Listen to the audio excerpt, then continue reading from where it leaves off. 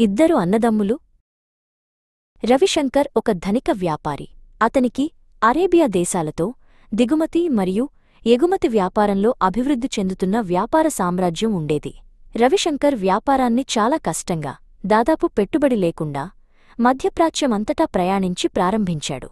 కష్టపడి పనిచేయడం మరియు పొదుపుగా జీవించడం వలన అతని ఎగుమతి వ్యాపారం లాభాలను చూపించడం ప్రారంభించింది. నేడు అతను భారతదేశంలోనే అత్యంత సంపన్న వ్యాపారులలో ఒకడు.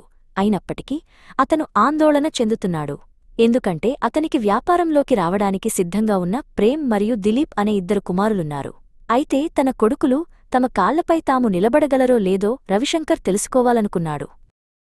ఒక సాయంత్రం రవిశంకర్ తన ఇద్దరు కుమారులను తన అధ్యయన గదిలోకి పిలిచి, మీ ఇద్దరికీ మంచి వ్యాపారవేత్తలు అయ్యే లక్షణాలు ఉన్నాయో లేదో నేను చూడాలనుకుంటున్నాను. అందుకే మీ ఇద్దరికీ కొంత మూలధనమిస్తున్నాను. వెళ్ళి దాన్ని పెట్టుబడి పెట్టండి.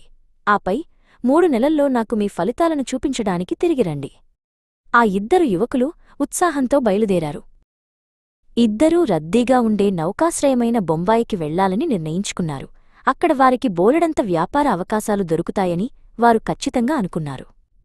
అక్కడికి చేరుకున్న వెంటనే ప్రేమ్ సమయం వృధా చేయకుండా ఒక గిడ్డంగి నుండి మరొక గిడ్డంగికి వెళ్లాడు. చివరికి అతను అరేబియాకు తీసుకెళ్లడానికి చక్కటి కేంబ్రిక్ మూటలను కొనుగోలు చేశాడు. అక్కడ వాటికి మంచి డిమాండుంది. కాని దిలీప్ అంత దూరం వెళ్లలేకపోయాడు. వాతావరణం చాలా వేడిగా ఉంది. వీధులు చాలా రద్దీగా ఉన్నాయి. అందుకే అతను బస చేసే ఇంట్లో విశ్రాంతి తీసుకోవడానికి ఇష్టపడ్డాడు. ఆ సాయంత్రం ప్రేమ్ తన బేరం గురించి మాట్లాడటం ఆపలేదు. అయితే దిలీప్ తన మంచం మీద సగం నిద్రలో కేవలం గుర్రు పెట్టాడు. ఎందుకంత తొందర అని దిలీప్ అన్నాడు. మరిన్ని ఓడలు వచ్చేవరకు నేను వేచి ఉంటాను. అప్పుడు నేను కొనుగోలు చేస్తాను. మరుసటి రోజు ప్రేమ్ తన సరుకులను రవాణా చేయడానికి ఏర్పాటు చేసుకున్నాడు మరియు బయలుదేరే ముందు దిలీప్తో, దయచేసి నేను తిరిగి వచ్చేవరకు నా సరుకులను జాగ్రత్తగా చూడు అని చెప్పాడు. ఖచ్చితంగా చూస్తాను అని దిలీప్ సోమరిగా సాగదీస్తూ బదులిచ్చాడు. 2 రోజుల తరువాత దిలీప్ నిర్లక్ష్యంగా రేవుపై కూర్చుని అదృష్టం గురించి కలలు కంటున్నాడు. అకస్మాత్తుగా గడ్డమున్న సాధువు అతని ముందు ప్రత్యక్షమయ్యాడు. నా కుమారుడా సాధువు అన్నాడు. రేపు కొన్ని వస్తువులు కొని వాటిని సముద్రంలో పడవేయి. 7 రోజుల్లో సముద్రం నీ అదృష్టాన్ని తిరిగి ఇస్తుంది.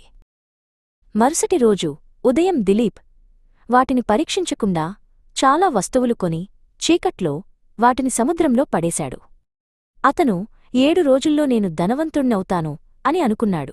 ప్రేమ్ తిరిగి వచ్చినప్పుడు దిలీప్ సాధువు గురించి ఏమీ చెప్పలేదు మరియు అతను అరేబియాకు బయలుదేరడం చూసి సంతోషించాడు. ఆ 7 రోజులు నెమ్మదిగా గడిచాయి. ప్రతి సాయంత్రం దిలీప్ సంపద కోసం ఆశగా తీరం వెంబడి నడిచాడు.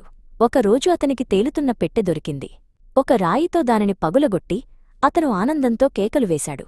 లోపల విలువైన ఆభరణాలు ఉన్నాయి. ఇప్పుడు అదృష్టం తనపై నవ్విందని అతనికి ఖచ్చితంగా తెలిసింది. ఇంతలో ఓడలో ఉన్న ప్రేమ్ తాను ఎప్పుడు అరేబియా చేరుకుంటానో అని ఆలోచించాడు. ఒక రాత్రి భయంకరమైన తుఫాను వచ్చింది. తెరచాపలు చిరిగిపోయాయి మరియు ఓడ ఒక పగడపు దిబ్బపై కూలిపోయింది. ప్రేమ్ ప్రాణాలతో బయటపడాలని ప్రార్థిస్తూ సముద్రంలోకి దూకాడు. ఇంట్లో దిలీప్ తన అదృష్టం గురించి అందరితో గొప్పగా చెప్పుకున్నాడు. కాని రవిశంకర్ ఆందోళన చెందడం పెరిగింది. ప్రేమ్ నుండి ఎటువంటి సమాచారం లేకుండా 4 నెలలు గడిచాయి. ఒక రాత్రి ఆలస్యంగా ఒక చిందరవందరగా ఉన్న వ్యక్తి ఇంట్లోకి తడబడుతూ వచ్చాడు. అది ప్రేమ్. ఓడ ప్రమాదంలో తాను ఎలా అంతా కోల్పోయానో మరియు అన్నిటికంటే ఘోరంగా తాను తన సొంత సోదరుడిని మోసం చేశానని బాధాకరమైన మాటలలో ప్రేమ్ చెప్పాడు. నన్ను మోసం చేశావా అని దిలీప్ ఆశ్చర్యంగా అడిగాడు. నువ్వు నన్ను ఎలా మోసం చేసి ఉంటావు? ఆ సాధువు ప్రేమ్ అన్నాడు. మారవేషంలో ఉన్నది నేనే. వ్యాపారంలో నేను నీకంటే తెలివైనవాడిని అని నిరూపించుకోవాలనుకున్నాను. రవిశంకర్ తన 2 చేతులను ఇద్దరు కొడుకుల చుట్టూ వేసి మెల్లగా, మీరిద్దరూ జీవితంలో ఒక మంచి పాఠం నేర్చుకున్నారు అని అన్నాడు. నీతి, నిజమైన విజయం, నిజాయితీ, వినయం మరియు కష్టపడి పనిచేయడం నుండి వస్తుంది. మోసం లేదా అదృష్టం నుండి కాదు.